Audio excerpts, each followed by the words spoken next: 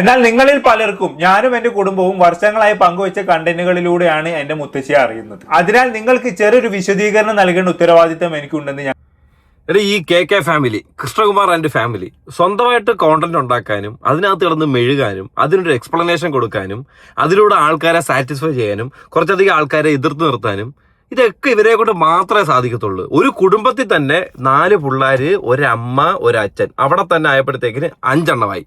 പിന്നെ അശ്വിന്, കുഞ്ഞ്, 7 പേര്. അതിനകത്ത് 2 പേരെ മാറ്റി കഴിഞ്ഞാൽ ബാക്കി 5 പേർക്ക് യൂട്യൂബ് ചാനലും വിവാദങ്ങളും വ്യക്തമായിട്ടുണ്ട്. അത് പോരാഞ്ഞിട്ട് ഇവർ തന്നെ പറയുന്നുണ്ട്, ഞങ്ങളുടെ കുടുംബക്കാരെ ഞങ്ങളുടെ ബ്ലോഗ് വഴിയാണ് നിങ്ങൾ രക്ഷപ്പെട്ടത്, ഞങ്ങളുടെ ബ്ലോഗ് വഴി ഞങ്ങളുടെ കുടുംബമാണെന്നാണ് പുറത്തെ ആൾക്കാർ പറയുന്നത് എന്ന രീതിയിൽ രക്ഷപ്പെടുത്തി ഒരു വ്യക്തി തൻവി. പിന്നെ ഒരെണ്ണം ആരാ? ഇവരുടെ എല്ലാം പ്രിയപ്പെട്ട, ഇവരുടെ പൊന്നോമന ആയിട്ടുള്ള, ഇവർ കൈക്കുമ്പിളിൽ എടുത്തുകൊണ്ട് നടക്കാറുള്ള ഇവരുടെ അമ്മുമ്മ, അതായത് സിന്ധുവിന്റെ അമ്മ.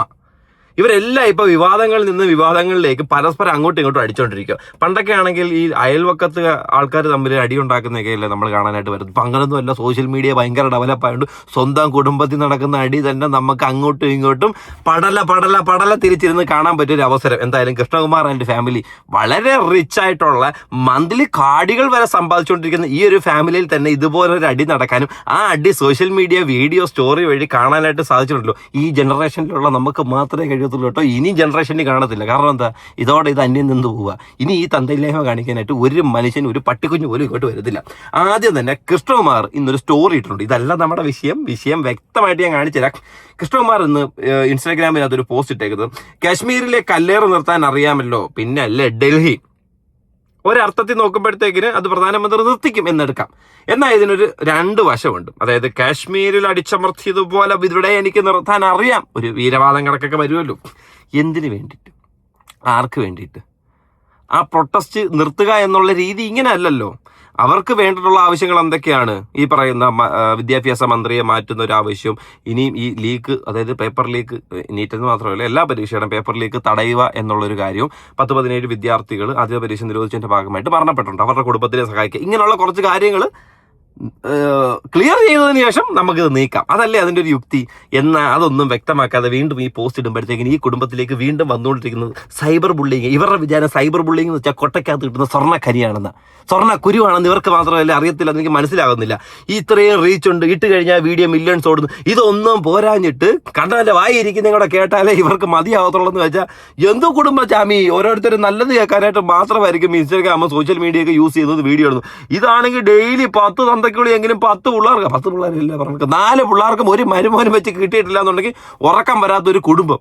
സത്യം പറഞ്ഞാൽ സോഷ്യൽ മീഡിയ ഇപ്പോൾ ഇവർ വന്നുകൊണ്ടിരിക്കുന്നത് വളരെയധികം മെഴുകൽ മാത്രമാണ്. ആ കൂട്ടത്തിൽ എൻ്റെ പല വീഡിയോയിലും ഞാൻ പറഞ്ഞ അഹാന പുള്ളിക്കാരി ഭയങ്കര മെച്ചോറാണ്. ആ കൂട്ടത്തിൽ എനിക്ക് ഇച്ചിരി നല്ലതായിട്ട് തോന്നിയിട്ടുള്ളത് അഹാനെ മാത്രമാണ്. ഞാൻ പറഞ്ഞിട്ട് അത്ര എനിക്ക് അവസരം പറയുള്ളൂ. ഞാനിപ്പോൾ ഒരു വീഡിയോ ക്ലിപ്പ് ഞാൻ നിങ്ങളെ കാണിക്കാം. ആ ക്ലിപ്പ് കാണിക്കുമ്പോൾ തന്നെ നിങ്ങൾക്ക് വ്യക്തമായിട്ട് മനസ്സിലാവും. അങ്ങനെ അഹാനയുടെ ഇൻസ്റ്റാഗ്രാം പ്രൊഫൈലിലേക്ക് നോക്കിയപ്പോഴത്തെ അതിനകത്തൊരു എക്സ്പ്ലനേഷൻ വീഡിയോ ആയിട്ട് ഇത്തവണ ഇട്ടില്ല കേട്ടോ. വീഡിയോ എടുത്തു കഴിഞ്ഞാൽ പൂരപ്പറമ്പാക്കുമെന്ന് അറിയാവുന്നതുകൊണ്ടായിരിക്കും അറിയാവുന്ന കുറച്ച് കാര്യങ്ങൾ എടുത്ത് വെച്ച് 7 പേജായിട്ട് ഒരു പോസ്റ്റ് ആയിട്ട് അതിന് ഇട്ടേക്കുന്നത്. എന്നാൽ ആ പോസ്റ്റ് ഇടാനിടയുണ്ടായ സാഹചര്യം എന്താണെന്ന് പുള്ളിക്കാർ തന്നെ ആ സ്റ്റോറിക്ക് അതിട്ടുണ്ട്. ആ ഇടാനിടയ സാഹചര്യം എന്താണെന്ന് ഞാനൊന്ന് പറഞ്ഞിട്ട് കാണിച്ചു തന്നിട്ട് അതിൻ്റെ ഒരു എക്സ്പ്ലനേഷൻ എനിക്ക് പറയാനുണ്ട്. നിങ്ങൾ കാണണം. കണ്ടിട്ട് നമുക്ക് ആ പുള്ളിക്കാരിട്ടുള്ള പോസ്റ്റ് എന്താണെന്ന് ഞാൻ വായിച്ച് കേൾപ്പിക്കാം. ഞാനായിട്ടല്ല വായിച്ച് കേൾപ്പിക്കുന്നത്, ഖൈസ് ആയിരിക്കും വായിച്ച് കേൾപ്പിക്കുന്നത്. ഒരാളിട്ടല്ല, ഇനി ഞാനായിട്ട് ഇത് വായിച്ച് കേൾപ്പിച്ച് ഇതിനെ വെറുതെ നശിപ്പിക്കുന്നത്. അതുകൊണ്ട് മാത്രം കേട്ടോ. അപ്പോൾ വീഡിയോ ഇഷ്ടപ്പെടുന്നുണ്ടെങ്കിൽ ലൈക്ക് ചെയ്യുക, സബ്സ്ക്രൈബ് ചെയ്യുക. ഈ വീഡിയോ മുഴുവനായിട്ട് കണ്ടതിന് ശേഷം മാത്രമേ നിങ്ങളുടെ അഭിപ്രായം വ്യക്തമായിട്ട് രൂപീകരിക്കാവൂ. അപ്പം കെ ഫാമിലി ഇട്ടിരിക്കുന്ന ആദ്യത്തെ ഒരു post, never expect this from you Ahana, respect elder.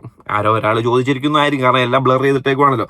Even the ones who called you a പിന്നെ ആൻഡ് സേ ദാറ്റ് മൈ അങ്ങനെ അവിടെ കുറെ കാര്യങ്ങളൊക്കെ പറഞ്ഞിട്ടുണ്ട്. ഈ പറഞ്ഞിട്ടുള്ള കാര്യങ്ങൾ എന്താണെന്ന് തോന്നും, എന്തോ വൃത്തികേടാണെന്ന് തോന്നുന്നു കേട്ടോ. അതുകൊണ്ട് അവിടെ ഒന്നും മെൻഷൻ ചെയ്തിട്ടില്ല. അപ്പോഴത്തേക്കും അവരതിന് റിപ്ലൈ കൊടുത്തേക്കും, I think you should say this in public as a woman can't see people think about you so badly and misunderstanding. Even though I misunderstood you, but really is different and I am sorry. Wow, very glad to you. Next, showing respect to old people, finding your own character. If you didn't feel any fault in your behavior, you are a failure. Loving your mom is fine, but should consider grandparents equally important as respecting her mother who gave birth to her is our duty, which nobody can deny, even if they are rude to us. your mom is not corrupting you here. It's okay to support you in the time of distress, but it seems bad like blame shifting. Social media is not blaming you for supporting your mom. They are blaming you because of your bad behavior towards your grandmother. Ahana, you are not mature as you appear in YouTube. Very childish, immature, mama's girl എന്ന് ഒരാൾ comment ചെയ്തേക്കുന്നത്. അപ്പൊ അതിന് reply കൊടുത്തു, even when this old person and say that my, എന്നിട്ട് അപ്പോഴത്തേക്കിന് അത് കണ്ട ആ മെസ്സേജ് അയച്ച ചേച്ചി ഉണ്ടല്ലോ, ആ ചേച്ചി ഓർ ചേട്ടൻ അപ്പോഴത്തേക്കിന് feel so bad to hear this. You have all the right to say away from her timeless. Sometimes, oh my God, sometimes we react emotionally. No one has the right to blame you for your reaction to her words. But still, she has the privilege. I am mother of 2 kids. I can forget their mistakes. May God give you patience to overcome this pain. Only good intentions എന്ന്. അതായത് ഈ 2 message ഞാൻ കാണിച്ചതിനകത്തും ഇവരുടെ behaviour ശരിയായില്ല, നീ പ്രായമുള്ള ഒരു വ്യക്തിയോട് കാണിച്ചത് ശരിയായില്ല തുടങ്ങിയ കാര്യങ്ങൾ ഇച്ചിരി വിവരിച്ച് എഴുതിയേക്കുന്ന കാര്യം. അതിന് തൊട്ടപ്പുറത്ത് അഹാന ഇട്ടിരിക്കുന്ന വെറും 3 ലൈനാ. ആ 3 ലൈൻ വായിച്ചൊരു വ്യക്തിക്ക് വെരി നെക്സ്റ്റ് മെസ്സേജ് തന്നെ, ഓ മൈ ഗോഡ്, ഞാൻ ചിന്തിച്ചത് തെറ്റായി പോയല്ലോ, ദൈവമേ ഇങ്ങനെയായിരുന്നോ കാര്യങ്ങൾ എന്നൊക്കെ ചിന്തിക്കാനായിട്ട് കഴിയുമെന്ന് എനിക്ക് തോന്നുന്നില്ല. അങ്ങനെ കഴിയുന്നുണ്ടായിരുന്നെങ്കിൽ ഇങ്ങനൊരു മെസ്സേജ് ഇവർ അയക്കത്തില്ലായിരുന്നു. അവർ തന്നെ അതിൻ്റെ പോസിറ്റീവ് എന്താ നെഗറ്റീവ് എന്താ മനസ്സിലാക്കി ഇരിക്കത്തല്ലേ ഉള്ളായിരുന്നു. അപ്പോൾ എനിക്കിതൊക്കെ കണ്ടപ്പോഴത്തേൻ്റെ ഒരു പ്രീ പ്ലാൻഡ് ആയിട്ട് ചെയ്ത് കൂട്ടിയ ഒരു സാമാന്യമായിട്ടാണ് കേട്ടോ എനിക്ക് തോന്നുന്നത്. ഇൻറ്റൻഷലി അല്ലെങ്കിൽ ഇൻറ്റൻഷൻ അല്ലാതെ ആണെങ്കിൽ എനിക്ക് അങ്ങനെ തന്നെയാണ് തോന്നുന്നത്. അതിനിപ്പോൾ നിങ്ങൾക്ക് എന്തോ തോന്നുന്നുള്ളത് നിങ്ങൾ കമൻറ്റ് ബോക്സിൽ വ്യക്തമായിട്ട് രേഖപ്പെടുത്താം. അങ്ങനെ ഇതൊക്കെ കണ്ട് മനസ്സ് തളർന്ന നമ്മുടെ അഹാന ചേച്ചി എന്തോ ചെയ്തു, എന്നാൽ പിന്നെ ഒരു പോസ്റ്റ് ഇട്ടേക്കാം. ഒരുപാട് ആൾക്കാർക്ക് ഞാൻ പറഞ്ഞു കൊടുത്ത് അവരിങ്ങോട്ട് മെസ്സേജ് എടുത്തു. അങ്ങനല്ല, ഒരുപാട് ആൾക്കാർ ഇതെല്ലാം കണ്ട് എന്നെ തെറ്റിദ്ധരിച്ച് മെസ്സേജ് ഇടുന്നുണ്ടെങ്കിൽ ഞാനല്ല ഇവിടുത്തെ തെറ്റുകാരി. ബിക്കോസ് അമ്മുമ്മയാണ് ഇവിടുത്തെ തെറ്റുകാരി, ഞാൻ അവിടെ തെറ്റുകാരിയേ അല്ല. ഞാനില്ലേ ഈ കാണുന്ന അത് ഞാനല്ല. മുമ്പ് ഞാനില്ലായിരുന്നു, അതായിരുന്നു ഞാൻ. ഇപ്പം കാണുന്നത് ഞാനേ അല്ല. അയ്യോ. അപ്പം അങ്ങനെ ആയാലും ഖായിസിൻ്റെ ചാനലിനകത്ത് ഇത് വ്യക്തമായിട്ട് മലയാളത്തിൽ എക്സ്പ്ലെയിൻ ചെയ്തത് ഫുൾ ഇംഗ്ലീഷിലൊക്കെ വായിച്ചിട്ട് പിന്നെ ഞാനത് തർജ്ജിമ ചെയ്ത് വരുമ്പോഴത്തേക്ക് ഈ സൂര്യാസ്തമനം കഴിയും, അടുത്ത സൂര്യ ഉദയവും ആവും എൻ്റെ ഒരു ഫ്ലോ വെച്ചിട്ട്. അപ്പോൾ പിന്നെ നമുക്ക് അതിൻ്റെ ആവശ്യമില്ല. ആരെങ്കിലും ഒരാൾ നല്ല രീതിയിൽ ചെയ്തിട്ടുണ്ട്, നിങ്ങൾക്ക് കാര്യം പറഞ്ഞാൽ മതിയല്ലോ. അതെന്തായാലും നമുക്ക് ഇതിനകത്തൂടെ കാണിക്കാം. അങ്ങോട്ട് പോകണ്ട, ഇവിടെ തന്നെ ഞാൻ മൊത്തമായിട്ട് കാണിച്ച് എക്സ്പ്ലെയിൻ ചെയ്ത് തന്നെ തരാം. അപ്പം നമുക്കത് എന്തൊക്കെയാണെന്ന് നോക്കാം. കഴിഞ്ഞ ഏതാനും ആഴ്ചകളായി സോഷ്യൽ മീഡിയയിൽ നടന്ന ചില സംഭവ വികാസങ്ങൾ എനിക്കും എന്റെ കുടുംബത്തിനും അതീവ വേദനാജനകമായിരുന്നു. ഞങ്ങളെ അത് മാനസികമായി തളർത്തുന്നതായിരുന്നു. കുടുംബകാര്യങ്ങൾ സോഷ്യൽ മീഡിയയിൽ പങ്കുവെക്കാൻ പാടില്ല എന്ന വിശ്വാസത്തിൽ തന്നെയാണ് ഞങ്ങൾ ഇന്നും ജീവിച്ചിരുന്നത്. അതിനാൽ വീട്ടിനുള്ളിൽ മാത്രം ഒതുങ്ങേണ്ട ഒരു കാര്യം പൊതുസമൂഹത്തിന് മുന്നിൽ എത്തിയത് ഞങ്ങളെ വളരെയധികം ബാധിച്ചു. വികാരങ്ങൾ അതിര് കടക്കുമ്പോൾ പലപ്പോഴും യുക്തിയേക്കാൾ ഹൃദയത്തിന്റെ നിർദ്ദേശപ്രകാരമാണ് നമ്മൾ പലപ്പോഴും പ്രതികരിച്ചു പോകാറുള്ളത്. ഈ വീട്ടിനുള്ളത് നടക്കേണ്ട കാര്യങ്ങളെ ഞങ്ങളായിട്ട് അവിടെ വന്നിട്ട് ഒളിക്യാമറ വെച്ചിട്ട് എടുത്തല്ലോ, നിങ്ങളായിട്ട് തന്നെ പുറത്തു വിട്ടില്ലേ. തൻവി കാനഡയിൽ നിന്ന് വരുന്ന അമ്മമ്മയുടെ കൂടെ നിൽക്കുന്ന അമ്മമ്മയെ നോക്കാൻ ആരുമില്ലെന്ന് പറഞ്ഞു. ഉടനെ സിന്ധു ചേച്ചിയുടെ കമന്റ് ബോക്സിൽ ആരൊക്കെ പോയിട്ട് നിങ്ങളുടെ അമ്മയിലൂടെ ഒന്ന് പോയി നോക്കണം എന്ന് കമന്റ് ചെയ്യുന്നു.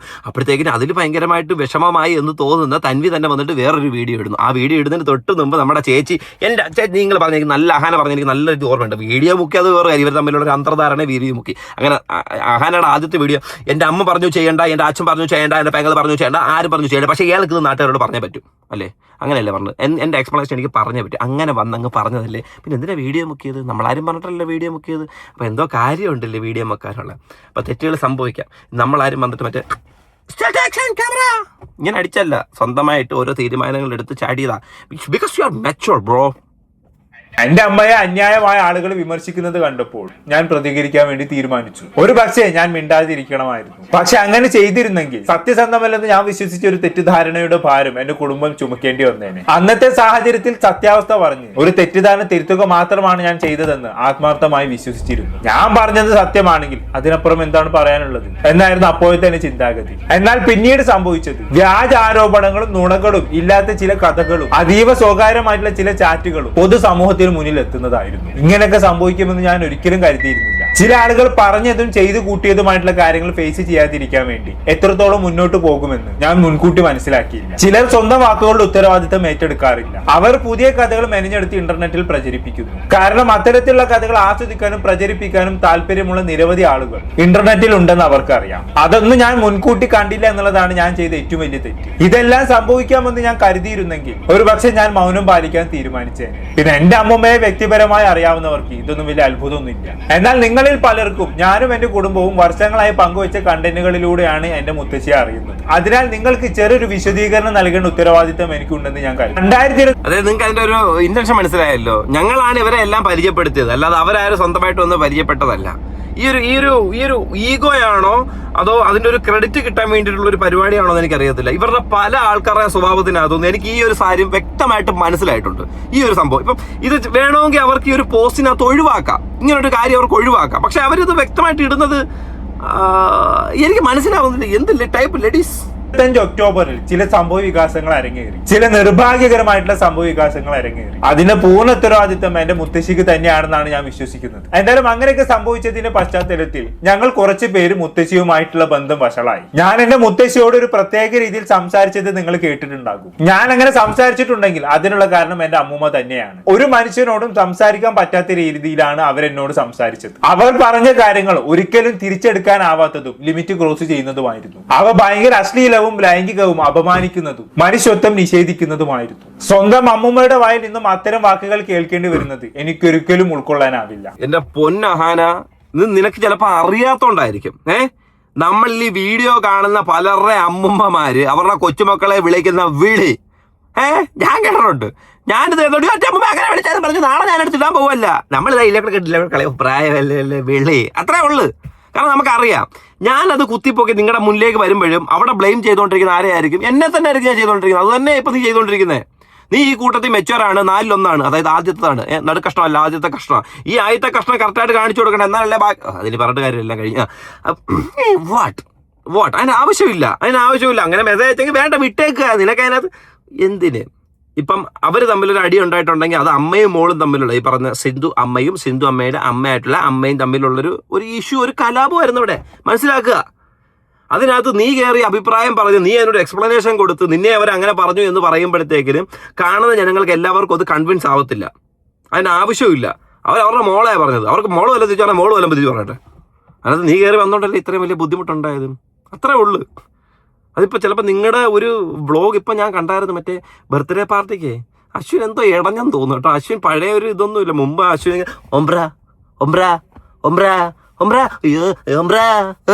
ഇങ്ങനെ നിൽക്കുന്നതായിരുന്നു ഞാൻ കണ്ടിട്ടുള്ളത്. പക്ഷെ ഇപ്പം എന്തോ പറ്റിയെന്ന് എനിക്ക് അറിയത്തില്ല. തമ്പ്രാൻ എന്തോ കാര്യമായിട്ട് എന്തോ സംഭവിച്ചിട്ടുണ്ട്. കാരണം നിങ്ങളുടെ ഈ പറയുന്ന നാട്ടിൽ നടക്കുന്ന എല്ലാ കാര്യങ്ങളും അപ്പച്ചോട്ട് ഇറങ്ങിയെന്നേ തുടങ്ങിയ കാര്യങ്ങളെല്ലാം സോഷ്യൽ മീഡിയ ഇടുന്നോണ്ടേ നമുക്കത് കാണുമ്പോൾ മനസ്സിലാകുന്നുണ്ട് അവന്റെ ഒരു സ്വഭാവത്തിനുള്ള ഒരു മാറ്റമുണ്ടല്ലോ. ചിലപ്പം വേറെ ഏതോ ഒരു വിദേശി കാറ്റടിച്ചുകൊണ്ടിരിക്കുമായിരിക്കും.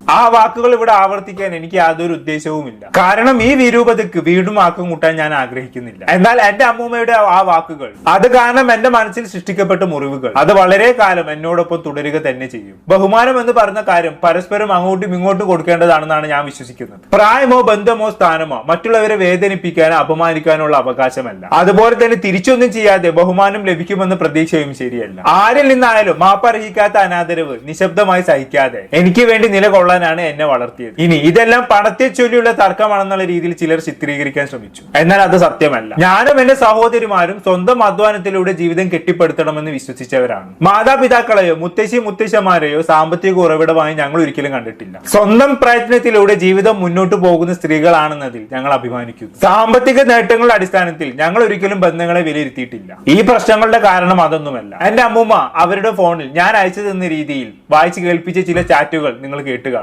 അങ്ങനെയെങ്കിൽ നിങ്ങളോട് ഞാൻ ലളിതമായിട്ടുള്ള ഒരു ചോദ്യം ചോദിക്കട്ടെ. ഞാൻ അങ്ങനെ മറുപടി പറയാൻ കാരണമായിട്ടുള്ള യഥാർത്ഥ സന്ദേശങ്ങളും സംഭാഷണങ്ങളും മറച്ചു വെച്ച് ഒരാളുടെ മറുപടികൾ മാത്രം വായിച്ച് കേൾപ്പിക്കുന്നത് ശരിയാണ്? അതുപോലെ തന്നെ എന്റെ കസിൻ കുടുംബത്തിലെ സ്വകാര്യ വാട്സപ്പ് ഗ്രൂപ്പിൽ ഞാൻ അയച്ച ചില സന്ദേശങ്ങളും വായിച്ച് കേൾപ്പിച്ചത് നിങ്ങൾ കേട്ടിട്ടുണ്ടാകും. ശരിയാണ്, ഞാൻ പറഞ്ഞ കാര്യങ്ങളൊന്നും ഞാൻ നിഷേധിക്കുന്നില്ല. എനിക്ക് നല്ല ദേഷ്യമുണ്ടായിരുന്നു. സാധാരണ സാഹചര്യത്തിൽ ഉപയോഗിക്കാൻ പറ്റാത്ത വാക്കുകൾ തന്നെയാണ് ഞാൻ ഉപയോഗിച്ചത്. എന്നാൽ നിങ്ങൾ കേട്ടത് എന്റെ മെസ്സേജുകൾ മാത്രമായിരുന്നു. അതിന്റെ മുഴുവൻ സംഭാഷണവും നിങ്ങൾ കേട്ടിട്ട് ആ സംഭാഷണങ്ങളിൽ ചിലത് ആരംഭിച്ചത് തന്നെ എന്റെ കസിനാണ്. തന്നെയാണ്. മുത്തശ്ശിയുമായിട്ടുള്ള പ്രശ്നങ്ങൾ എത്രത്തോളം വഷളായിരുന്നു എന്ന് അവൾ ഞങ്ങളോട് പറഞ്ഞുകൊണ്ടായിരുന്നു എല്ലാത്തിന്റെയും തുടക്കം. ഞങ്ങൾ ചെയ്തതെല്ലാം അവൾ പറഞ്ഞ കാര്യങ്ങൾക്ക് മറുപടി കൊടുക്കുക മാത്രമായിരുന്നു. യാഥാർത്ഥ്യം ഇതായിരിക്കെ സ്വന്തം സന്ദേശവും അവയുടെ പശ്ചാത്തലവും മറച്ചുവെച്ച് എന്റെ സന്ദേശങ്ങൾ മാത്രം തിരഞ്ഞെടുത്ത് വായിച്ച് കേൾപ്പിച്ചത് എനിക്ക് അതീവ ഞെട്ടലുണ്ടാക്കി. ഇതിലൂടെ എനിക്കൊരു കാര്യം വ്യക്തമായി. ഈ ആരോപണവും മറ്റു പല ആരോപണങ്ങളെയും പോലെ സത്യം എന്തായിരുന്നു എന്നുള്ളതായിരുന്നില്ല അവരുടെ ഇമ്പോർട്ടൻസ്. അവർ സൃഷ്ടിക്കാൻ ശ്രമിച്ച നുണകളെ ഞാൻ ചോദ്യം ചെയ്തതുകൊണ്ട് മാത്രം എന്നെ ഏറ്റവും മോശമായ രീതിയിൽ ചിത്രീകരിക്കുകയായിരുന്നു അവരുടെ ലക്ഷ്യം. എനിക്കെതിരെ ഉയർന്ന ഏറ്റവും ഗുരുതരമായ ആരോപണങ്ങളിലൊന്ന് ഞാൻ എന്റെ അമ്മൂമ്മയെ ശാരീരികമായി ഉപദ്രവിക്കാൻ ശ്രമിച്ചു എന്നാണ്. അത് പൂർണ്ണമായും കള്ളമാണ്. അവർ പരാമർശിക്കുന്ന സംഭവം എന്റെ മുത്തച്ഛൻ മരിച്ച് 2 മാസം കഴിഞ്ഞ് ഞങ്ങൾ കണ്ടുമുട്ടിയ ദിവസമാണ്. അന്ന് എന്റെ അമ്മയും സഹോദരിമാരും ഞങ്ങളുടെ അടുത്ത ചില സുഹൃത്തുക്കളും കൂടി മുത്തശ്ശിയെ കാണാൻ പോയിട്ടുണ്ടായിരുന്നു. അതിനു മുമ്പ് പല ഇല്ലാത്ത കാര്യങ്ങൾ പറഞ്ഞ് പ്രചരിപ്പിക്കുന്ന ഒരു വ്യക്തിയായിരുന്നു മുത്തശ്ശി എന്നതിനാൽ മുത്തശ്ശിയുമായി സംസാരിക്കുന്ന സമയത്ത്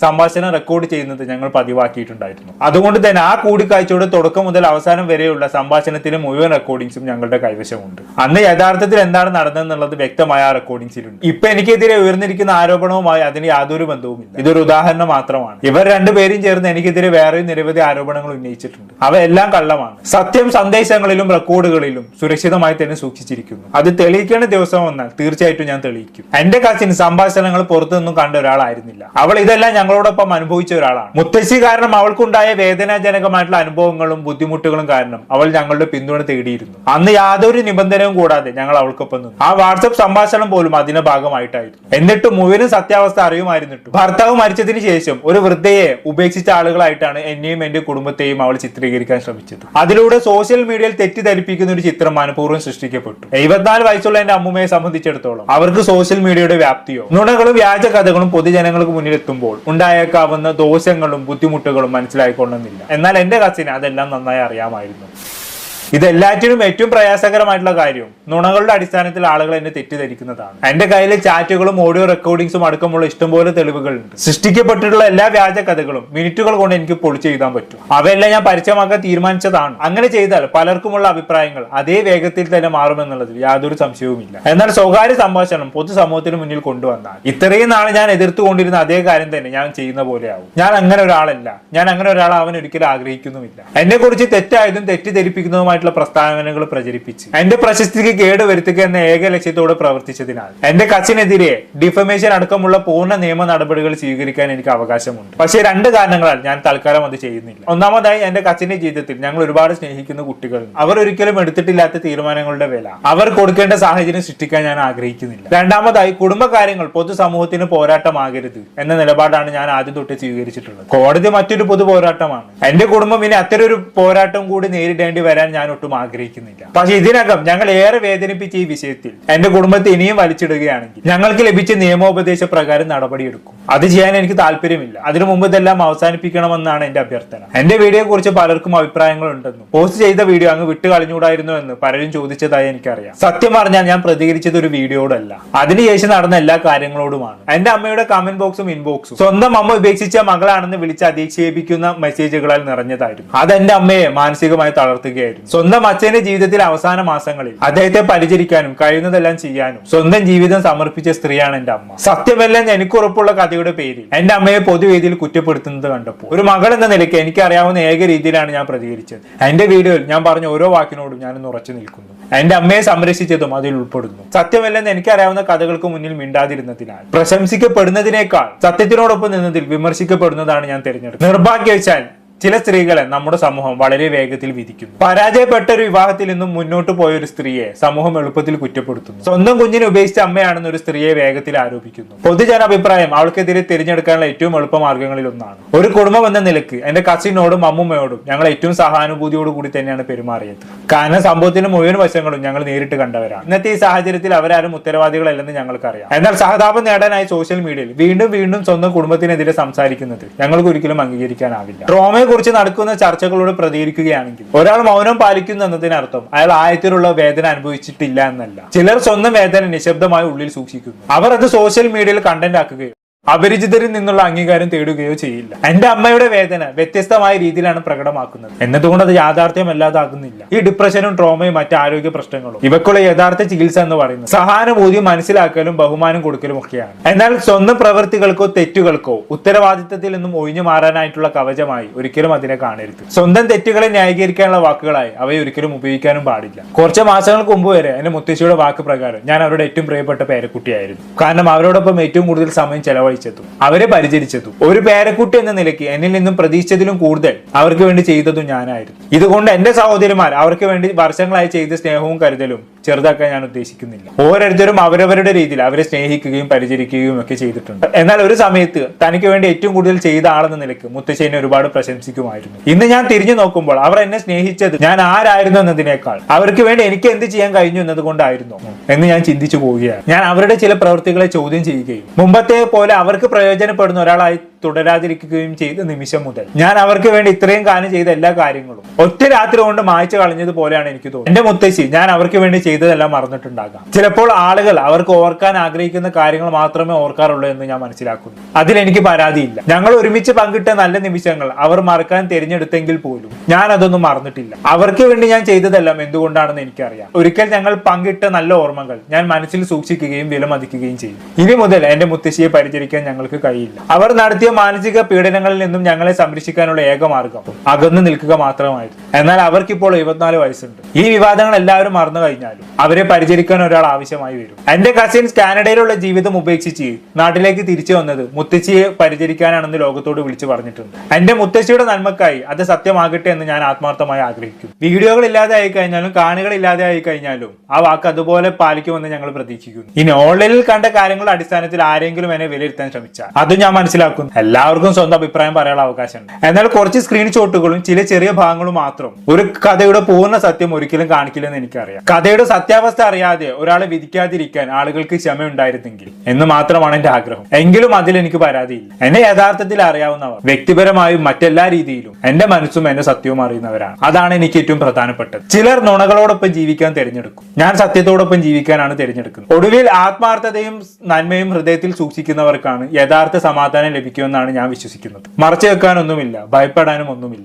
ആരോടും ഒന്നും തെളിയിക്കാനില്ല എന്ന ആത്മവിശ്വാസത്തോടെ പൂർണ്ണ ഹൃദയത്തോടെ ചിരിക്കാൻ ആ വിശ്വാസം എന്നെ സഹായിക്കുന്നു. എനിക്ക് പൂർണ്ണ റിപ്പോർട്ട് അറിയാവുന്ന ഒരു കാര്യമുണ്ട്. വർഷങ്ങളോളം സത്യസന്ധതയിലൂടെയും സ്ഥിരതയിലൂടെയും കഠിനാധ്വാനത്തിലൂടെയും സ്വന്തം യഥാർത്ഥ വ്യക്തിത്വത്തോട് സത്യസന്ധമായി ജീവിക്കാനുള്ള ധൈര്യത്തിലൂടെയും നേടിയെടുത്ത ഒരു നല്ല പേര് ഒരൊറ്റ രാത്രി കൊണ്ട് ഒരിക്കലും ഇല്ലാതാവില്ല. ഞാൻ ഒരിക്കലും പൂർണ്ണതയുള്ള ഒരാളാണെന്ന് അവകാശപ്പെട്ടിട്ടില്ല. ഞാൻ യാഥാർത്ഥമായിരിക്കാൻ മാത്രമാണ് ശ്രമിച്ചത്. എന്റെ കുറവുകൾ അംഗീകരിച്ചും സത്യസന്ധതയോടും കൂടി ജീവിക്കാനാണ് ഞാൻ തിരഞ്ഞെടുത്തത്. അതാണ് വർഷങ്ങൾ കൊണ്ട് നിരവധി ആളുകളുടെ സ്നേഹവും വിശ്വാസവും എനിക്ക് നേടിത്തന്നത്. കഴിഞ്ഞ ഏതാനും ആഴ്ചകളിൽ ആ സ്നേഹം ഞാൻ മുമ്പത്തേക്കാൾ കൂടുതൽ അനുഭവിക്കുകയും എന്നോടൊപ്പം ഉറച്ചു നിന്ന എല്ലാവർക്കും, എന്നിൽ വിശ്വാസം പുലർത്തിയ എല്ലാവർക്കും, ഞാൻ ആരാണെന്ന് എന്നെ ഓർമ്മിപ്പിച്ച എല്ലാവർക്കും ഹൃദയം നിറഞ്ഞ നന്ദി. എന്നെ സമീപിച്ച എല്ലാവർക്കും, ഒരു കഥയുടെ ഒരു വശം മാത്രം കേട്ട് എന്നെയും എന്റെ കുടുംബത്തെയും വിധിക്കാതിരിക്കാൻ ശ്രമിച്ച എല്ലാവർക്കും നന്ദി. ആ ക്ഷമ നിങ്ങൾ കാണിക്കേണ്ട യാതൊരു ബാധ്യതയും ഉണ്ടായിരുന്നില്ല. എന്നിട്ടും നിങ്ങൾ അത് കാണിച്ചു. അതെനിക്ക് എത്രത്തോളം വിലപ്പെട്ടതായിരുന്നു എന്ന് വാക്കുകളിൽ വിവരിക്കാൻ കഴിയില്ല. ഞാൻ എവിടെയാണ് ഉറച്ചു നിൽക്കുന്നതെന്ന് എനിക്ക് വ്യക്തമായി അറിയാം. യഥാർത്ഥ സ്നേഹവും വിശ്വാസവും പിന്തുണയും എപ്പോഴും നൽകിയ ആളുകളാൽ ചുറ്റപ്പെട്ട് ഞാൻ ഇനിയും അതേ സ്ഥാനത്ത് തന്നെ തുടരും.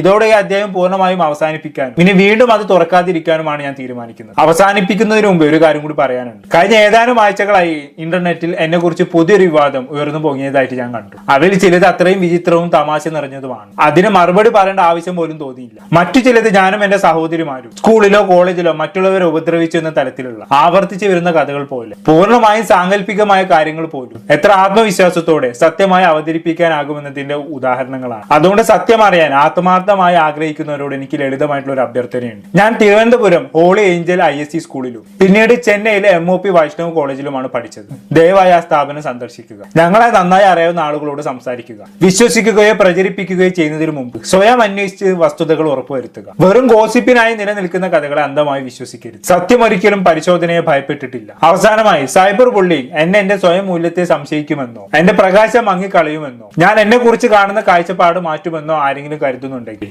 വീണ്ടും ആലോചിക്കുക. സ്നേഹത്തോടെയും സമാധാനത്തോടെയും അന്തസ്സോടെയും സത്യത്തോടെയും. അപ്പൊ ഇതൊക്കെയാണ് അഹാനയ്ക്ക് കൊടുക്കാനുള്ള റിപ്ലൈ, അല്ലെങ്കിൽ ഇതുമായിട്ട് ബന്ധപ്പെട്ടുള്ള കാര്യങ്ങൾ. എന്തിനു വേണ്ടി എനിക്ക് മനസ്സിലാവുന്നില്ല ഇങ്ങനെ ഒരു കോണ്ടന്റ് വീണ്ടും ചർച്ചയിലേക്ക് കൊണ്ടുവരുന്നത്. ഇവർക്ക് ഈ സംഭവം എന്താന്ന് വെച്ച് കഴിഞ്ഞാൽ ഇവർക്ക് മന്ത്ലി ഒരു 4 സൈബർ ബുള്ളിങ്, അതായത് 4 ടോപ്പിക്കുമായിട്ട് ബന്ധപ്പെട്ട് ഒരു ലക്ഷക്കണക്കിന് സൈബർ ബുള്ളിങ് ഇവർക്ക് മാസം വേണം. അത് ഇവർ അച്ചിട്ടാ. എനിക്കൊന്ന് ഇവർക്ക് ടാർഗറ്റ് ഉണ്ടെന്ന് തോന്നുന്നു, മന്ത്ലി ടാർഗറ്റ് ഉണ്ട്. ഇനി അത് അടിച്ച് കൂടുതലാകുമ്പോഴായിരിക്കും ഇൻസെന്റീവ് അവർക്ക് കിട്ടാൻ പോകുന്നത്. എന്തൊക്കെയാണോ കാണിച്ചുകൊണ്ടിരിക്കുന്നത്. ഇനി ഇപ്പം അടുത്ത എന്തെങ്കിലും പുതിയ ഐറ്റമായിട്ട് വരാപ്പോഴത്തേനും നമുക്കും വരാം. ശരി.